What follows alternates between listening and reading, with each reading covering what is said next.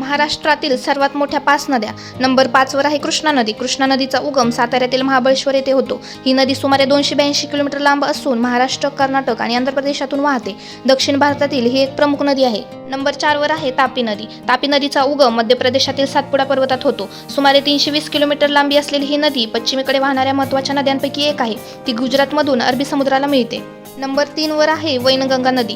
वैनगंगा नदीचा उगम मध्य प्रदेशात होतो. सुमारे 400 किलोमीटर लांबीची ही नदी विदर्भातील महत्त्वाची नदी आहे. ती पुढे गोदावरी नदीला जाऊन मिळते. नंबर 2 वर आहे भीमा नदी. भीमा नदीचा उगम पुण्यातील भीमाशंकर येथे होतो. सुमारे 650 किलोमीटर लांबीची ही नदी कृष्णा नदीची मुख्य उपनदी आहे.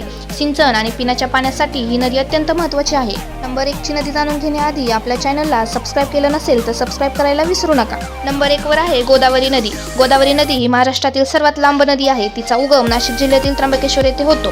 महाराष्ट्रात सुमारे 700 किलोमीटर लांबी असलेली ही नदी दक्षिण गंगा म्हणून ओळखली जाते. ही नदी शेती, पिण्याचे पाणी आणि धार्मिकदृष्ट्या खूप महत्त्वाची आहे. व्हिडिओ आवडला असेल तर लाईक करा, शेअर करा आणि आपल्या चॅनलला सबस्क्राईब करायला विसरू नका. थँक्यू.